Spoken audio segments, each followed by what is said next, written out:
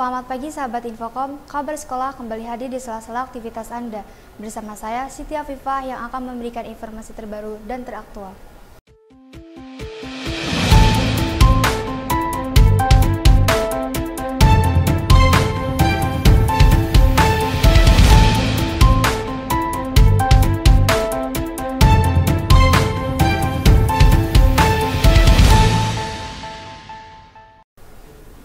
Sahabat Infokom, setiap tanggal 12 Rabiul Awal tahun Hijriah diperingati sebagai hari kelahiran Nabi Muhammad SAW. Pada tahun ini, SMK Infokom mengadakan kegiatan memperingati Maulid Nabi secara tatap muka. Berikut liputannya. Setiap tanggal 12 Rabiul Awal tahun Hijriah diperingati sebagai hari kelahiran Nabi Muhammad SAW atau yang biasa disebut Maulid Nabi. Perayaan Maulid Nabi merupakan tradisi yang berkembang di masyarakat Islam jauh setelah Nabi Muhammad SAW wafat.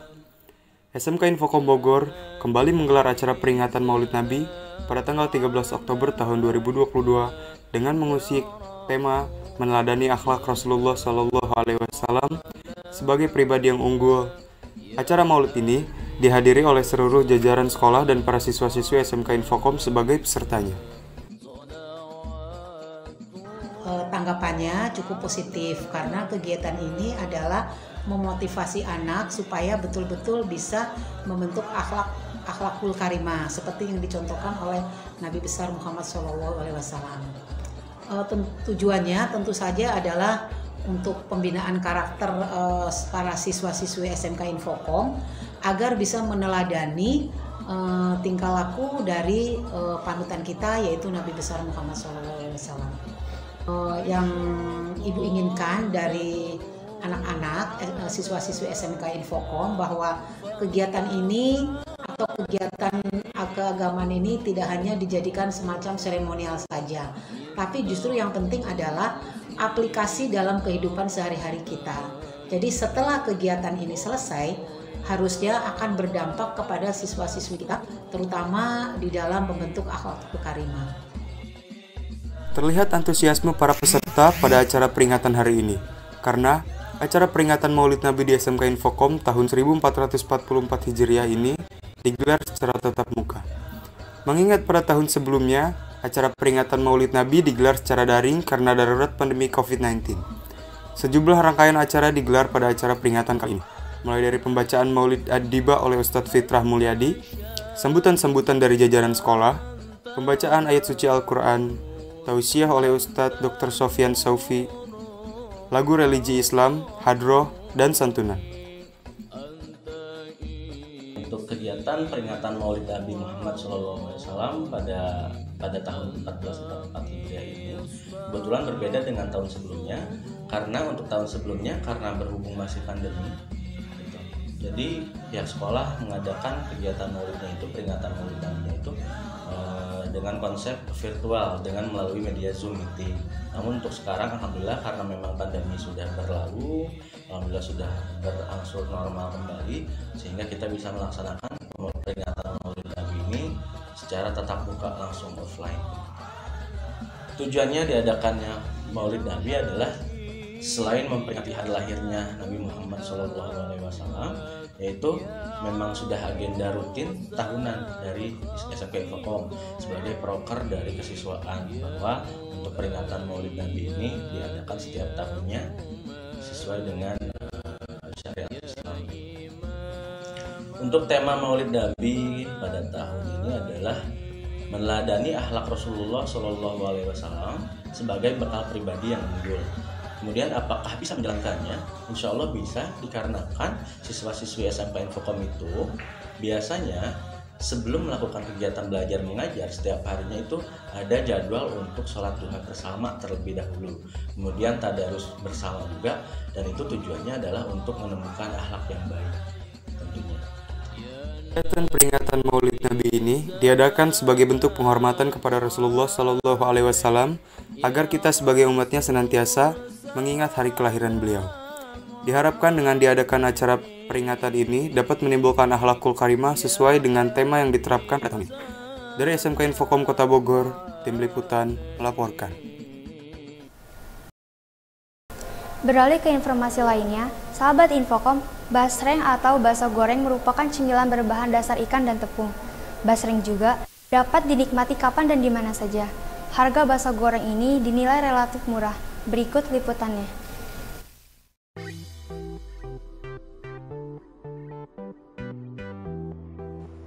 Sahabat Infocom, pasti sudah nggak asing lagi nih sama jajanan yang satu ini. Yap, ini merupakan basreng. Basreng, atau yang biasa disebut dengan bakso goreng, merupakan jajanan yang terbuat dari adonan berbahan dasar ikan tenggiri yang diolah menggunakan tepung yang kemudian dibentuk seperti bakso, lalu digoreng sampai crispy sekaligus kenyal. Basreng sendiri berasal dari tanah Sunda. Jajanan gurih ini biasanya dibumbui dengan saus atau ditaburi oleh bumbu bubuk, seperti bumbu cabai atau bumbu perasa lainnya. Dari tahun 2019, kalau mencapai omsetnya paling sebulan 500. Dari kalau ini diujinya kan diuji biji, paling laku 500 biji ya. 500 biji. Harga satuannya 1.000 dari jam 6 sampai jam 4 sore. Basreng biasanya disajikan secara hangat karena biasanya penjual menggoreng dengan porsi yang sekaligus banyak. Jajanan basreng dijual dengan harga Rp1.000 per satu biji, yang tentu saja tergolong ramah nih di kantong sahabat Infocom. Tak hanya murah, jajanan ini juga bisa mengenyangkan karena olahannya yang berbahan dasar tepung. Basreng juga dapat dinikmati kapan dan di mana saja. Basreng biasanya dijajakan di pinggir jalan oleh para pedagang kaki lima. Jajanan ini tak pernah sepi peminat. Dalam satu hari, Pak Juanda bisa menghabiskan 500 biji basreng. Dari Gunung Batu, Tim Liputan melaporkan.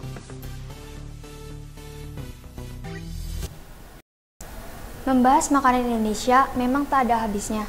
Bakso tahu goreng atau yang biasa disebut dengan batagor merupakan makanan yang berasal dari Bandung dan biasanya dinikmati dengan bumbu kacang. Berikut liputannya.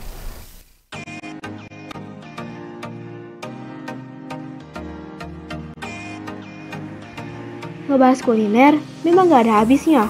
Sahabat Infocom, tau gak sih, ternyata makanan yang sering kita makan ini merupakan kepanjangan dari bakso tahu goreng loh sahabat Infocom. Jajanan yang berasal dari kota Bandung ini merupakan makanan hasil adaptasi gaya Tionghoa Indonesia yang kini sudah dikenal di seluruh wilayah di Indonesia. Batagor sendiri merupakan olahan berbahan dasar ikan tenggiri dan tepung tapioka yang kemudian dilapisi oleh kulit pangsit. Adapun tahu dalam batagor yang nantinya diisi oleh adonan ikan tenggiri dan tepung tapioka tadi yang kemudian disiram oleh bumbu kacang. Jualan dari tahun 2006, paling 6 juta, 8 kilo.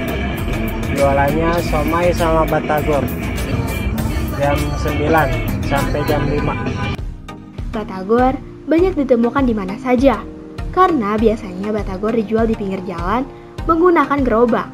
Batagor sendiri memiliki rasa yang khas. Biasanya, batagor bertekstur crispy dan renyah. Rasa batagor tergolong memiliki rasa yang gurih. Karena batagor juga biasa sering disajikan dengan irisan jeruk nipis sebagai penambah cita rasa. Untuk tingkat kepedasannya, sahabat Infocom bisa menakarnya sendiri. Bukan cuma batagor, sahabat Infocom juga bisa nih nyicipin siomay. Karena di sini menjual dua menu sekaligus, yaitu batagor dan siomay. Siomay juga gak kalah enak loh sahabat Infocom. Pokoknya sahabat Infocom wajib deh cobain batagor dan siomay ini. Dari Dramaga, Tim Liputan melaporkan. Berita tadi sekaligus penutup perjumpaan kabar sekolah hari ini. Saya, Siti Afifah bersama kru yang bertugas pamit undur diri. Terima kasih dan sampai jumpa.